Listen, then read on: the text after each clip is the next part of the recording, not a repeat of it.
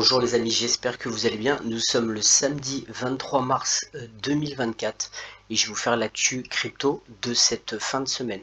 Alors déjà, on peut voir que la dominance est à 51.03, le Fear and Greed, on est à 73.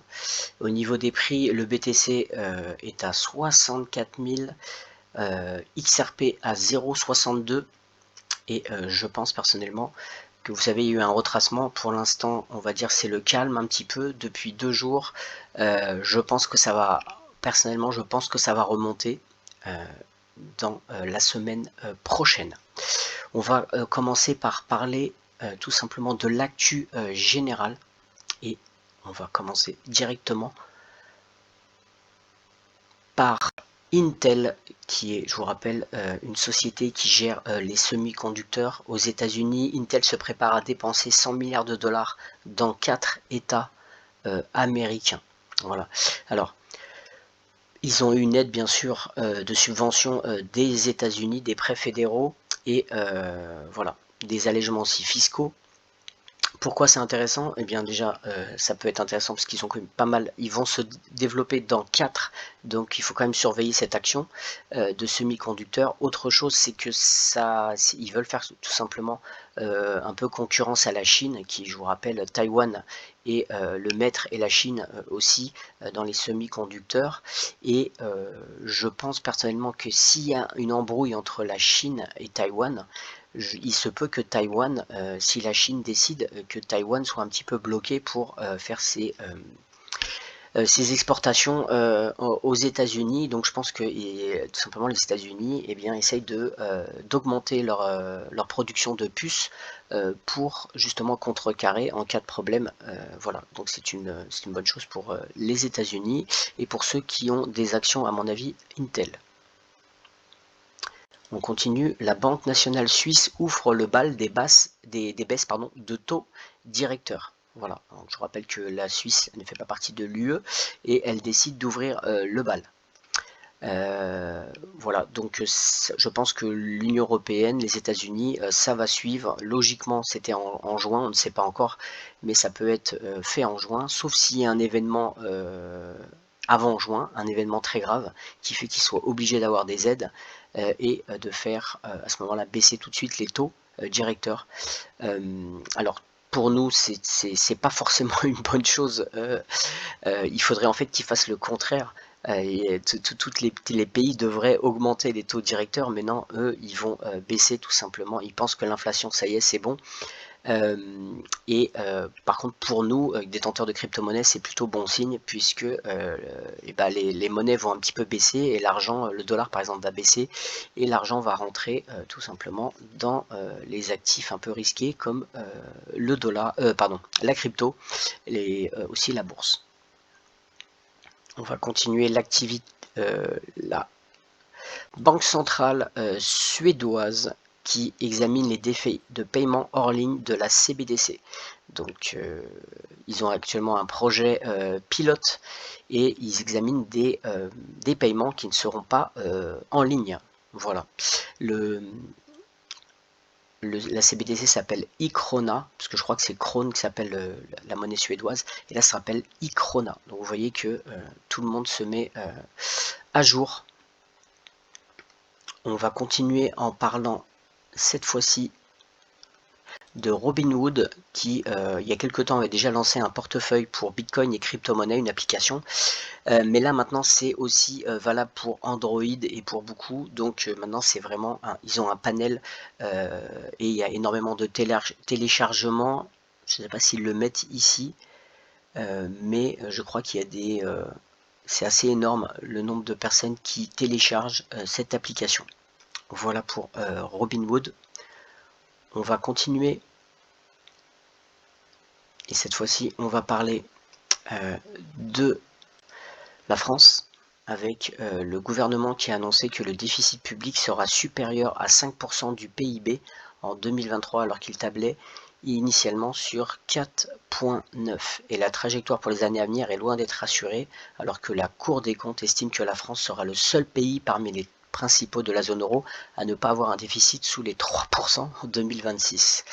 C'est chaud, patate. Alors il y a quand même une chose qu'on peut voir quand on lit les choses. Le gouvernement a annoncé que le déficit public sera supérieur à 5% du PIB en 2023. Donc déjà, ce qu'on peut voir, c'est qu'il y a une création de richesse avec le PIB et que là, vous avez la dette qui est supérieure à la création de richesse. Donc déjà, c'est très mauvais signe. En plus, ils sont malins, ils mettent sera supérieur à 5%. Mais qu'est-ce qui est supérieur à 5%? Ça peut être 6, ça peut être 7, ça peut être 8, ça peut être 9, 10, etc. Bon, j'exagère, je pense pas que ça sera autant, mais ce que je veux dire, c'est que c'est vraiment très facile de mettre supérieur à 5%. Voilà, ça peut être 6, ça peut être 7. Et là, ils mettent, alors qu'ils tablaient initialement sur, et là par contre, ils mettent le bon chiffre sur 4,9%. Voilà. Donc je pense qu'à un moment donné, la France va être obligée de réagir. Il y a deux solutions. C'est soit eh bien, ils réduisent toutes les dépenses ou ils augmentent les impôts. Étant donné que la France est déjà le champion des impôts, est-ce qu'ils vont continuer à trouver des nouveaux impôts, à augmenter encore les impôts? Je pense que c'est un peu chaud. Ça va se terminer par une guerre civile. Ou alors de réduire les dépenses. À mon avis, ils vont peut-être plus aller de ce côté-là ou peut-être une autre initiative. Mais en tout cas, ils ont deux solutions, c'est augmenter les taxes ou réduire les dépenses.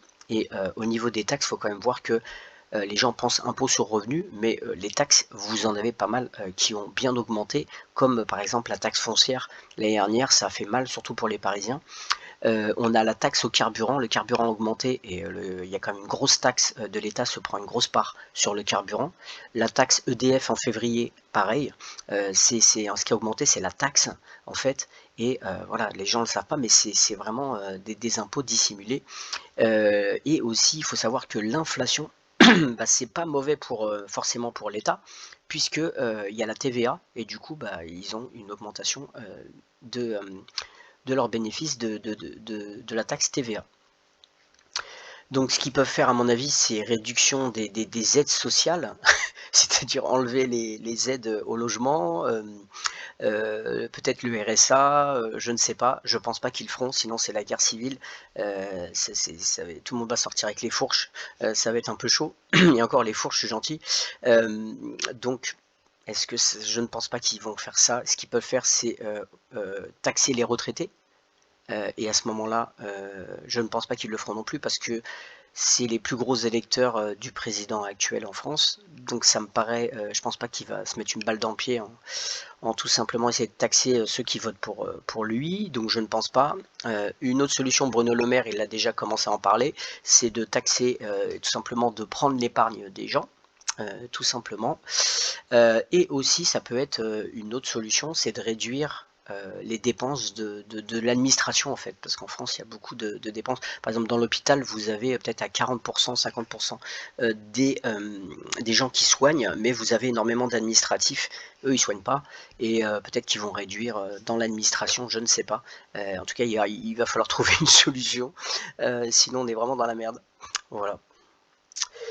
Donc on va continuer l'actualité. Et ça c'est quelque chose qui... il y a eu des cyberattaques qui ont été... il y a des systèmes qui ont été forcés. Et là c'est...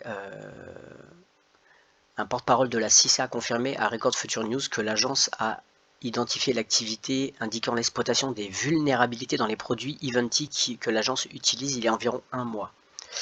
Et l'impact a été limité à 2 systèmes que nous avons immédiatement mis hors ligne. Nous continuons de mettre à niveau, de moderniser nos systèmes et il n'y a aucun impact opérationnel pour le moment, a déclaré le porte-parole. La CISA a refusé de répondre à une série de questions qui étaient à l'origine de l'incident, si les données avaient été consultées ou volées, donc ils répondent même pas, et quel système avait été mis hors ligne. Alors il faut savoir que Ivanti fabrique des logiciels que les organisations utilisent pour gérer les TI, y compris la sécurité et l'accès au système. Et là, c'est quand même assez flippant. Ça abrite certaines des informations industrielles les plus sensibles du pays, alors je parle aux États-Unis, y compris l'outil TopScreen pour les installations chimiques à haut risque, les plans de sécurité du site et les évaluations de vulnérabilité de sécurité. Donc c'est quand même assez chaud. Et là, excusez-moi, on continue. C'est carrément la Cybersécurité Infrastructure Security Agency aux États-Unis. Les acteurs parrainés par l'État de la RPC, donc la République de Chine, compromettent, c'est mal traduit, et maintiennent un accès persistant aux États-Unis à une infrastructure critique. Voilà. Donc là, il y a un article, je vous le laisserai, mais c'est chaud, c'est quand même assez chaud. Il y a pas mal de choses qui ont été tout simplement hackées, et c'est pas que aux États-Unis. Bon, là, il y a le département de l'énergie, protection de l'environnement, sécurité des transports, mais vous avez aussi au Canada, en Australie, en Angleterre et en Nouvelle-Zélande. Voilà, c'est un peu chaud. Et bien voilà, maintenant on va parler du XRP. Donc, comme vous le savez, l'AMM a été activée et depuis hier, et donc on commence eh bien, à avoir une petite activité. Alors bien sûr, ça va pas, le prix va pas monter du jour au lendemain. Il va falloir déjà qu'il y ait pas mal de choses qui se développent encore et effectivement que ça commence à rentrer aussi. Ça, c'est sur le long terme. Pensez pas que parce qu'il y a un AMM, ça va se mettre tout de suite en place.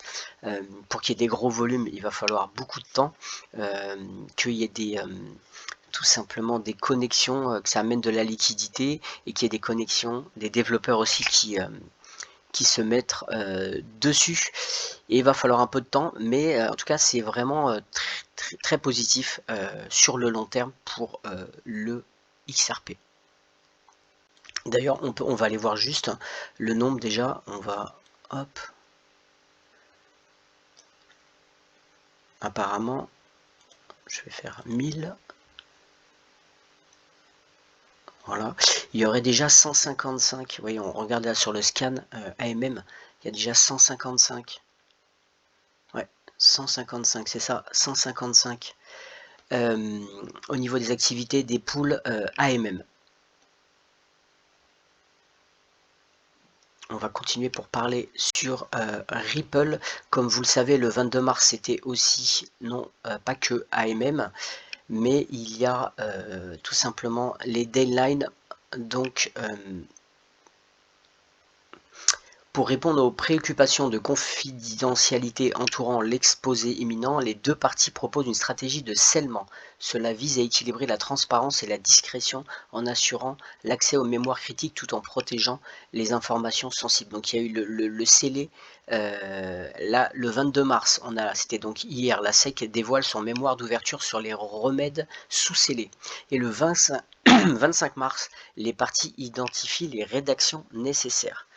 Le 26 mars, la SEC publie une version publique et expurgée du mémoire. Le 22 avril, Ripple dévoile son mémoire d'opposition publique expurgé à moins que confidentiel. Le 6 mai, la SEC livre son mémoire de réponse sous scellé. Le 8 mai 2024, la SEC publie un mémoire de réponse publique expurgé. Donc logiquement, en juin, ça devrait être fixé, sauf bien sûr, il peut y avoir des, ils peuvent très bien faire appel, ça peut être possible aussi, je pense. Et autre chose, c'est que ça peut se faire peut-être avant, s'il y a un accord entre. Il se peut que très bien que Ripple dévoile son mémoire d'opposition publique et pour pas se faire ridiculiser, par exemple, la SEC décide de laisser tomber parce que en fait ils ont rien contre Ripple. Ils peuvent avoir des choses peut-être sur dans les années 2013-2014, mais là honnêtement ils ont rien contre, ils ont aucun argument et à moins qu'ils en sortent un de leur chapeau. Mais du coup, il se peut très bien qu'il y ait un règlement avant et qu'il y ait une amende, une grosse amende à payer pour quelques petits trucs qu'ils ont fait dans les années 2013-2014. Voilà, c'est possible. En tout cas, on espère, quoi qu'il arrive, j'espère que ça sera fait en juin. En tout cas, le timing serait parfait. En juin, le timing serait vraiment parfait. Voilà, à voir. Mais ça avance et ça c'est pareil, bon signe. Tout est bon signe, tous les feux sont verts pour XRP, mais le prix, lui, il n'est pas dans le vert et il faut juste serrer les, excusez-moi du terme, vous comprenez, serrer les fesses et tout simplement attendre notre moment, il arrivera. C'est sûr, si vous savez sur quoi vous avez investi, si vous analysez cette crypto-monnaie, son utilité, l'entreprise Ripple, et les connexions surtout, si vous cherchez les connexions, c'est hallucinant, il n'y a pas de doute, il n'y a pas de doute, voilà. Par contre, c'est manipulé et le but, c'est de faire sortir les gens, les dégoûter, parce que justement, je pense que ce token aura de la valeur, une grosse valeur dans les années 2030, vraiment une très très grosse valeur. Il prendra déjà, je pense au prochain bull run, un peu de valeur, mais surtout après, c'est de la spéculation, c'est l'utilité à partir de 2030, je pense que là, si vous aviez du XRP, vous les avez gardés, là, je pense que vous ferez vraiment bien. On va continuer justement de parler encore de Ripple. Et ça, c'est quelque chose qui n'est pas anodin. Nous avons l'Union européenne qui augmente la pression sur les banques pour adopter des paiements instantanés. L'horloge tourne déjà. L'industrie à travers l'Union européenne est maintenant dans une course pour se conformer au nouveau mandat. Le 26 février 2024, le Conseil européen a adopté un nouveau règlement, le règlement sur les paiements instantanés. Cela permettra aux consommateurs et aux entreprises de l'Union européenne et des pays de l'UE de bénéficier pleinement des paiements instantanés en euros. Voilà. Donc là, ça parle évidemment du système par rapport à SWIFT, et l'horloge tourne déjà. L'Union européenne a fixé une date cible ambitieuse. Certains diront qu'elle est trop ambitieuse et irréaliste pour être conforme. Personnellement, je pense pas, je pense qu'ils sont déjà prêts. Le règlement entra en vigueur dans seulement 3 semaines. Le but de la réglementation est bien compris, c'est à renforcer l'indépendance stratégique du secteur économique et financier européen. Il vise à réduire la dépendance vis-à-vis des institutions financières et des infrastructures des pays tiers, et notamment Visa et Mastercard. L'Union européenne fait valoir qu'une dépendance excessive à l'égard de ces entités peut créer des risques pour la stabilité et la souveraineté du système financier européen. En promouvant Euro Instant Payment, l'Union cherche à réduire cette dépendance. À son tour, il renforce sa propre autonomie financière.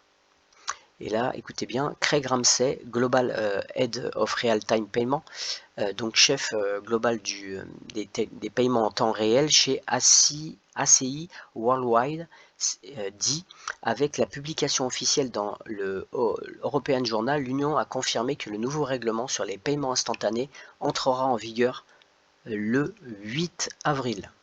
À partir de cette date, les banques et les prestataires de services des paiements des 27 États membres de l'Union européenne n'auront plus que 9 mois pour s'y conformer. Cela signifie pouvoir recevoir des virements instantanés en euros d'ici le 9 janvier 2025. Voilà. Donc, ce qu'il faut en fait comprendre, qui est positionné sur ça. Eh bien, regardez, c'est une vieille nouvelle, hein, bien sûr, ça date de il y a quelques années. Ripple Partner, ACI Worldwide, team up avec Mastercard pour créer des nouvelles solutions de paiement à l'échelle mondiale. ACI, partenaire de Ripple, a rejoint Mastercard pour développer des solutions de paiement modernisées pour les banques centrales et les autres acteurs du marché financier, leur permettant de câbler plus facilement. Voilà. Comme à chaque fois, je vous montre chaque semaine tout simplement la toile d'araignée où ils se servent tout simplement de partenariats ou carrément d'avoir financé certaines entreprises pour tout simplement se positionner sur tous les paiements transfrontaliers. Voilà. J'ai terminé presque pour Ripple. Nous avons ici vous pouvez utiliser Orchestra Finance par exemple pour tout simplement vous connecter à l'AMM. Je commencerai à partir de la semaine prochaine, je vais mettre un peu d'XRP dessus, et je vais essayer de commencer à tester, mais qu'avec une petite valeur. Il faut faire attention, il faut bien être, parce que vous avez la testnet avant, et maintenant il faut bien sûr être sur la mainnet et non pas sur la testnet pour pouvoir aller sur les AMM, puisque le testnet c'était pour quand vous vouliez vous entraîner avant, tout simplement. Maintenant, on peut toujours aller sur le testnet pour s'entraîner. Si vous ne connaissez pas, moi j'ai déjà fait. Si vous voulez vous entraîner, ça peut être intéressant d'aller sur tout simplement testnet, et vous avez des XRP et des stablecoins, etc. fictifs, où vous allez pouvoir vous entraîner et voir un petit peu l'évolution. Voilà. Et là, une dernière nouvelle pour Ripple. Le CTO de Ripple développe un robot de trading avec l'AMM de XRP Ledger. David Schwartz a souligné que le teneur de marché AMM de XRPL réalise actuellement des bénéfices limités en raison des frais de négociation élevés sur les différentes blockchains. Donc là, la communauté mondiale XRP aura accès à l'AMM du XRPL pour négocier en toute transparence avec une liquidité améliorée. Voilà. Donc, ce qu'il faut voir, c'est qu'effectivement, pour l'instant, et c'est pour ça qu'ils vont faire tout simplement des hooks, etc. Et là, on utilisera, il faut savoir que les hooks, c'est le XRP qui utilise les frais de transaction. Et donc, logiquement, ça permettra à beaucoup de blockchains de se greffer et les frais de transaction seront moins élevés. Et donc, je pense que ça va attirer beaucoup de monde sur l'AMM du XRP Ledger puisque les frais de transaction seront moins élevés que par exemple sur d'autres blockchains où, et pour l'instant, comme ça n'est pas encore bien mis en place, eh bien, pour l'instant, ça ne peut pas être encore intéressant. C'est pour ça que vous avez David Schwartz qui dit que les bénéfices sont limités. Apparemment, ça serait 11%, apparemment, de ce qu'ils disent. Le réseau XRPL soutenu par Ripple adoptera un teneur de marché AMM qui s'apparente à Uniswap pour l'écosystème Ethereum, PancakeSwap pour l'écosystème Binance. L'AMM du XRPL a été mis en œuvre vendredi suite au consensus écrasant les validateurs. Alors, le directeur technique de Ripple, David Schwartz, a annoncé jeudi qu'il avait mis en œuvre avec succès un robot de trading qui exploite un algorithme similaire à l'AMM de XRPL. Remarquablement, le robot de trading a travaillé sur des échanges centralisés avec différentes paires dont Solana et Ethereum, montrant ainsi le potentiel d'une nouvelle AMM. Par contre, avec les frais de transaction, ça va être chaud. Néanmoins, Schwartz a souligné que le robot de trading est actuellement limité à un bénéfice d'environ 11% par an en raison des frais de transaction, ce qui est déjà pas trop mal, 11% par an, en raison des frais de transaction élevés sur certaines blockchains comme Crypto News Flash signale, le réseau Solana a enregistré un grand nombre de transactions non traitées provoquées par la frénésie des pièces mêmes, pesant ainsi lourdement sur le réseau. Là, ce qui est intéressant, avec l'AMM du XRPL destiné à tous les actifs numériques, les développeurs peuvent désormais créer des robots de trading similaires pour bénéficier des faibles frais de transaction pour le XRP et d'autres actifs offerts par différents pools de liquidités. Donc je pense que ça va se démocratiser et ça va permettre une activité encore plus importante et d'amener aussi de la liquidité sur le XRP Ledger. J'ai terminé pour le XRP. On va passer maintenant juste à XRP Healthcare. Ça fait longtemps que j'en ai pas parlé. Pour ce qui est de la roadmap, on peut voir qu'il y a des choses qui ont déjà été mises en place sur Q1, Q2, Q3 2024. L'intégration du jeton XRP en staking dans le portefeuille, le marketing global du portefeuille XRPH, et vous avez aussi depuis, je crois, hier, où c'est actuellement en phase, on peut échanger directement sur l'application des stablecoins avec et aussi du XRP en XRPH. Des partenariats internationaux en matière de soins de santé et le marketing et promotion de M dans l'Afrique de l'Est. Voilà. Il y a encore des choses qui ne sont pas été mises. Les ventilateurs conçus installés dans les centres médicaux et les hôpitaux tels qu'ils sont acquis. Je pense que ça, ça a été fait, mais ils n'ont pas couché. Normalement, ça a été fait aussi. Voilà pour XRP Healthcare. Alors là, actuellement, c'est le chouchou actuellement parce que c'est celui où actuellement je fais des gains. C'est Dimitra, que vous connaissez, je pense, j'en parle beaucoup, qui va être, il y a un airdrop où vous allez pouvoir, pour ceux qui ont MEX, on va pouvoir tout simplement gagner des récompenses tout simplement avec, il faudra voter pour 10 Mitra et on peut gagner, alors bien sûr c'est 30 000 dollars de airdrop et donc je pense que Dimitra va être listé sur MEX. Voilà. Autre nouvelle, justement, depuis hier, Dimitra, lui, il est aussi listé sur L-Bank. Et je pense que ça va continuer à se développer Voilà, en tout cas, je suis très content d'avoir investi il y a presque 1 an sur Dimitra. On va d'ailleurs juste aller regarder.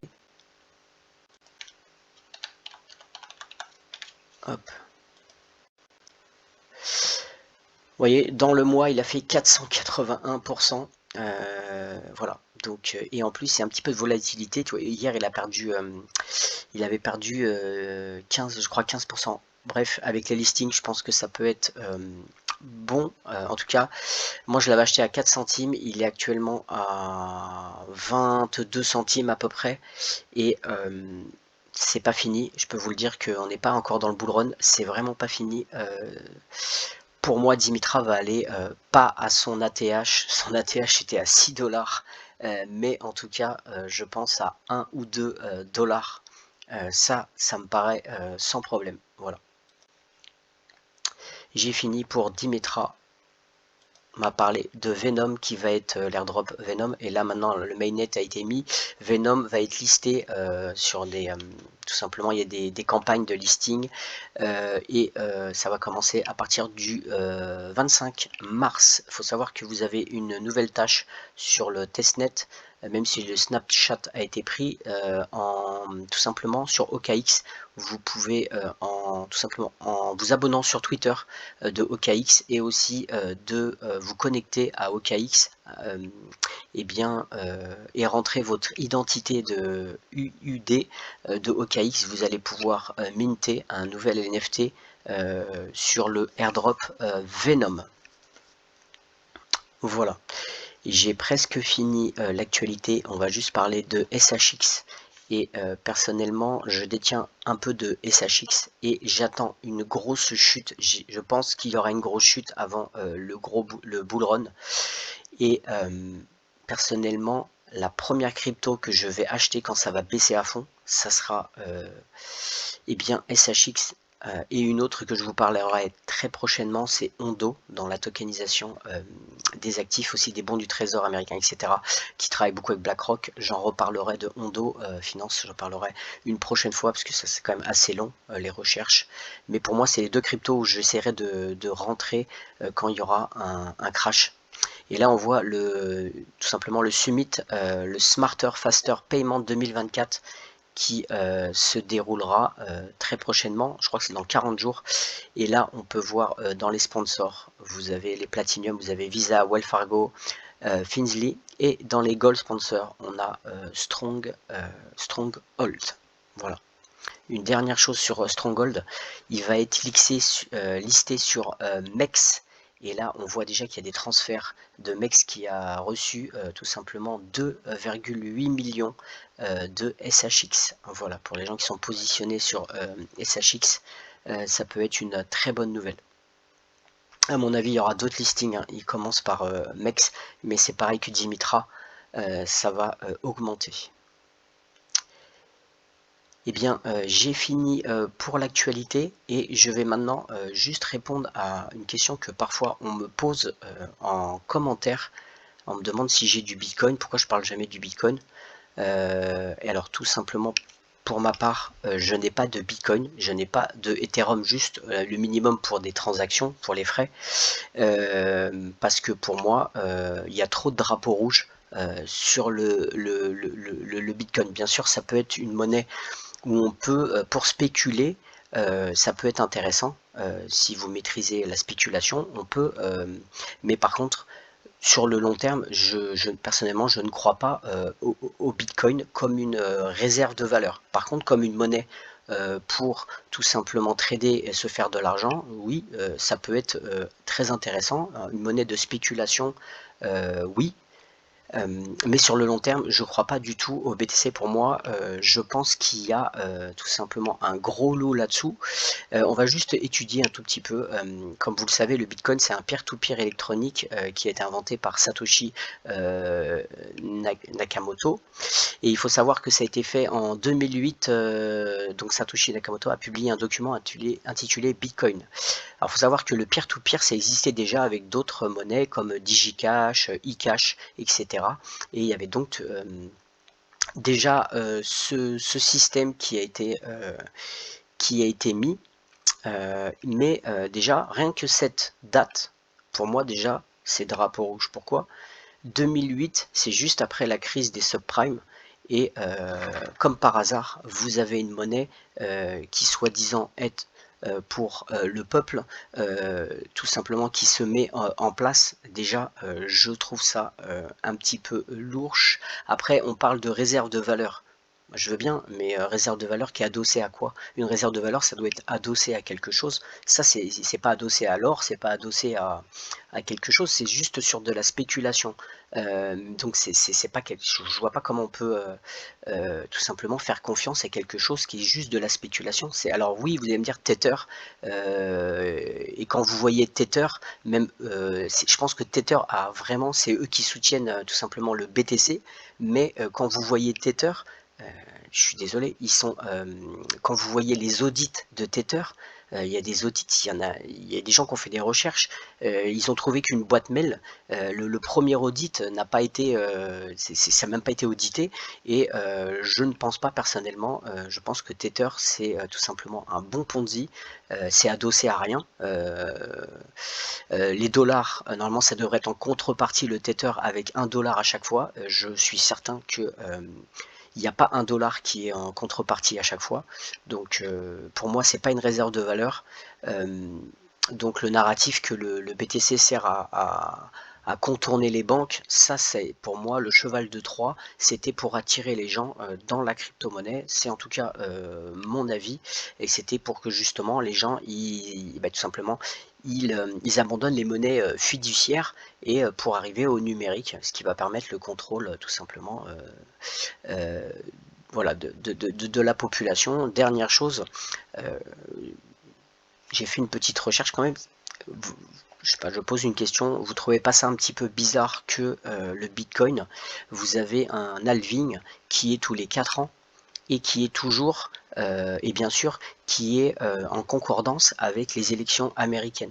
C'est-à-dire que vous avez un halving vers le mois d'avril, je crois, et les élections américaines sont toujours de la même année. C'est-à-dire que 2024, en 2020, il y a le halving, vous avez les élections américaines tous les 4 ans qui sont tout simplement cadrées en même temps, la même année à chaque fois. Juste avant les élections, comme par hasard. Ça me paraît un petit peu quand même louche. Il y a beaucoup de choses qui sont quand même assez louches. Vous voulez que ça soit un système tout simplement qui est une réserve de valeur avec un inventeur qu'on ne connaît pas. Je suis désolé, pour moi ça fait quand même beaucoup de drapeaux rouges entre tout simplement le halving, que ça soit créé juste avant 2008, la crise des subprimes, que vous avez aussi, on va voir ça tout de suite, que la NSA et le système SHA-258 c'est le même que le Bitcoin, donc il peut y avoir une porte, c'est-à-dire qu'ils peuvent avoir accès tout simplement, il peut y avoir une porte dérobée et c'est à ce moment-là le gouvernement qui peut vous bloquer, tout simplement vous prendre, comme il y a une porte dérobée, il peut y avoir une porte dérobée parce qu'ils ont le système, c'est la NSA qui a inventé le système, qui utilise le système SHA-256, le même que Bitcoin. Ça me paraît quand même beaucoup de choses. Qui détient le plus de Bitcoin dans le monde? C'est le gouvernement des États-Unis, pareil. Donc pour moi, il y a trop de drapeaux rouges. Maintenant, je pense personnellement que ça peut être intéressant pour du trading, etc. Pour faire des plus-values. Mais moi, je préfère faire des plus-values sur des petites choses, des petits altcoins qui ont une utilité et surtout le potentiel, même si le BTC monte à 150 000, vous allez faire un x2, x3, alors que vous avez des trucs dans l'AI, dans les RWA qui font des x50. Voilà, chacun, en tout cas, je respecte les gens qui aiment le Bitcoin, mais moi je donne en tout cas mon avis à vous. Vous pouvez laisser en commentaire ce que vous en pensez, mais moi il y a trop de drapeaux rouges. Voilà. Et bien écoutez, j'espère que cette vidéo vous a plu. Je vous souhaite un bon week-end et je vous dis à très bientôt. Ciao!